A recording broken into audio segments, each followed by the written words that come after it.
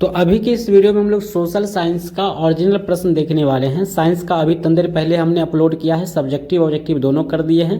100% original प्रश्न अब हम लोग देखेंगे सोशल साइंस में भी, जिसका विषय कोड आप लोग याद कर लेंगे 111 है, बिल्कुल रियल पेपर है 100%। तो समय आप लोग का 1 घंटा 30 मिनट रहने वाला है और 30 ऑब्जेक्टिव प्रश्न होगा, जिसमें से आपको 25 ऑब्जेक्टिव प्रश्न बनाना है। बिल्कुल रूप से इसको फेक नहीं समझिएगा भाई साहब, ये बिल्कुल ओरिजिनल ही प्रश्न है। और 10वीं की तैयारी के लिए हमने पूरी तरह से कमर कस ली है। बेहतर कंटेंट और पीडीएफ हमने तैयार कर ली है आप लोगों के लिए। तो आप लोग चैनल से अभी जुड़ जाइए, अभी चैनल को सब्सक्राइब कर लीजिएगा। तो कक्षा 9वीं का द्वितीय सर्वाधिक परीक्षा जो आपका चल रहा है सोशल साइंस का, अभी हम रियल क्वेश्चन पेपर को जानेंगे।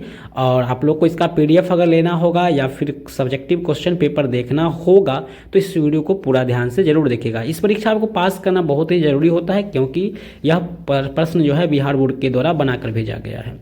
तो चलिए हम लोग देख लेते हैं। पहला जो प्रश्न आप लोगों के सामने है, लोकार्नो समझौता पर हस्ताक्षर किस वर्ष हुआ था? लोकार्नो समझौता पर हस्ताक्षर किस वर्ष हुआ था? इन विच ईयर वाज लोकार्नो? यहाँ पर 1925 जो आंसर सी है बिल्कुल रूप से आपका सही है, नोट कर लेंगे। सेकेंड नंबर प्रश्न है, प्रथम विश्व युद्ध में अभूतपूर्व वीरता के लिए किसे आयरन क्रॉस प्राप्त हुआ था? तो 2 नंबर का जो आंसर आप लोग याद रखेंगे, सही आंसर आपका क्या हो जाएगा? Cross for exceptions. यहाँ पर मुसोलिन की याद रखेंगे, ब्रेवी in world war. Option number A आप लोग नोट करेंगे। 3 नंबर प्रश्न है, किसने हिटलर को चांसलर मनोनीत किया? तो किसने हिटलर को चांसलर मनोनीत किया था? तो याद रखेंगे इसका आंसर जो सही आंसर होगा 3 नंबर का, वो option number A Hindenburg. Hindenburg option number A आप लोग को नोट कर लेना है। चलिए 4 नंबर प्रश्न है आपके सामने, मार्को पोलो ने भारत को किस साम्राज्य की समृद्धि की चर्चा की थी? प्लीज़ आप लोग चैनल को सब्सक्राइब कर लेंगे और इस वीडियो को आगे भी शेयर करेंगे। तो 4 नंबर का जो सही आंसर होगा आप लोग नोट भी कर लेंगे। चलिए 4 नंबर का आंसर नोट करिएगा। 3 नंबर का नोट आपने कर लिया है ए, और 4 नंबर का भी ऑप्शन नंबर ए और बी सी सब लग रहा है। तो यहाँ पर जो है 4 नंबर का आंसर जो है आप लोग को कॉमेंट करना है। मार्को पोलो ने भारत को किस साम्राज्य की? यहाँ पर जो है वैसे हो जाता है आपका विजयनगर साम्राज्य का, ठीक है। चलिए 5 नंबर है, 1453 में कुस्तुनिया पर किसका आधिपत्य स्थापित हुआ था? तो 1453 में जो है तुर्की का खत्मा हुआ था, इसी का आधिपत्य जो है स्थापित हुआ था। ऑप्शन नंबर जो है आपका डी हो जाएगा। स्टाम्प एक्ट कब पारित हुआ था? क्वेश्चन नंबर 6 का आंसर आप लोग नोट कर लेंगे सभी लोग। स्टाम्प एक्ट कब पारित हुआ था? तो ऑप्शन नंबर डी याद रखेंगे, 1765 था। 7 नंबर, फ्रांस की राज्य क्रांति कब हुई थी? फ्रांस की जो राज्य क्रांति वो हुई थी वो कब हुई थी? तो यहाँ पर डी आंसर होगा 1789। आंसर आपका डी की ओर चला जाएगा। ऑप्शन नंबर डी आप लोग बिल्कुल रूप से याद रखेंगे। चलिए आगे बढ़ेंगे। 8वां नंबर प्रश्न है, मौलिक अधिकारों के रक्षक के रूप में कौन कार्य करता है? मौलिक अधिकारों के रक्षा के लिए कौन कार्य करते हैं? तो यहाँ पे सर्वोच्च न्यायालय हो जाएगा या उच्च न्यायालय। Supreme Court and High Court who acts as the संरक्षण।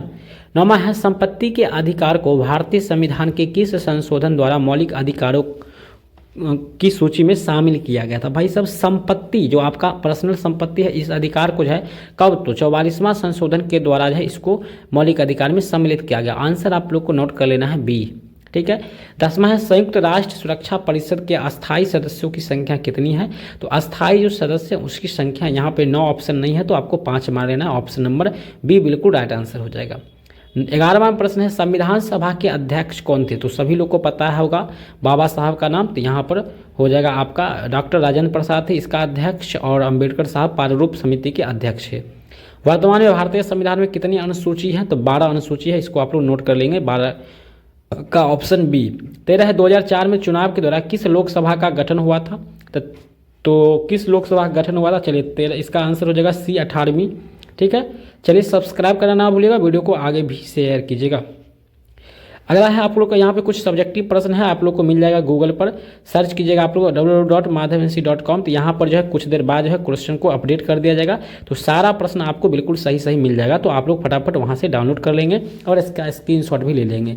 तो जल्दी से आप लोग गूगल पर जाकर के सर्च कीजिए। क्या सर्च करना है आप लोग को? भाई साहब हमने बता दिया है, यही बात आपको सर्च करना है, ठीक है।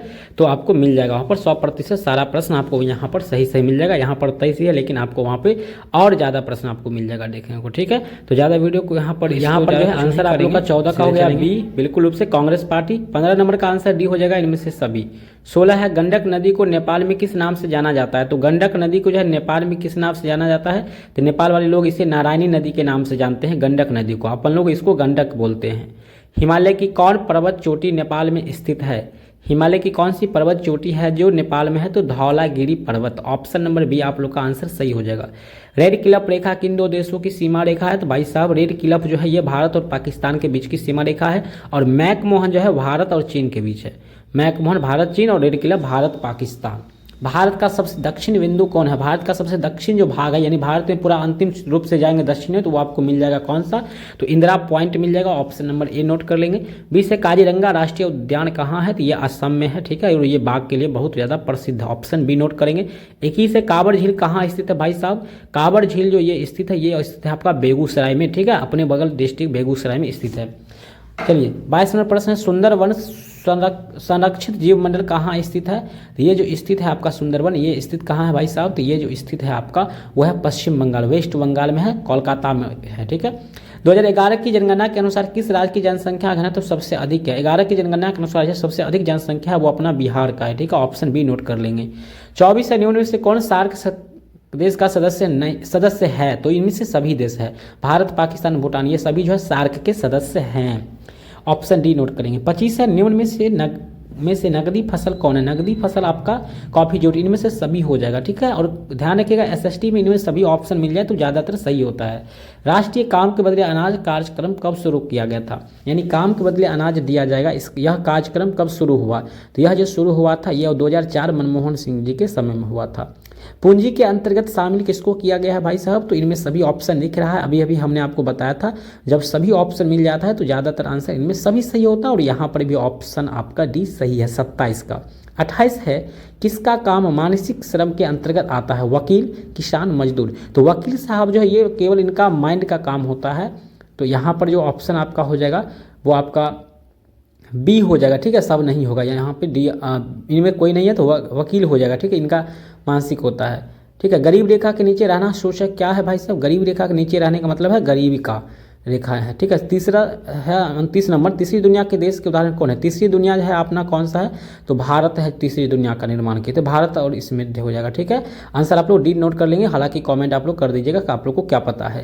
तो 30 प्रश्न हमने आपको बता दिया है, सारा का सारा प्रश्न ऑरिजिनल है, आप लोग को सब्जेक्टिव नीचे दिया गया है। नाजीबाद क्या है, प्रथम विश्व युद्ध के उत्तरदायी 2 कारण बताना है आप लोग को, आतंकवाद से आप क्या समझते हैं, तो ये सारा प्रश्न आपको मिल गया है। इसका आंसर आप लोग को मिल जाएगा गूगल पर, जिसका लिंक हमने डिस्क्रिप्शन में दे दिया है, और यहाँ पर सर्च कीजिएगा आप लोग क्वेश्चन डाउनलोड करने के लिए आप लोग सर्च कीजिएगा madhavansi.com, तो वहाँ पे आपको मिल जाएगा।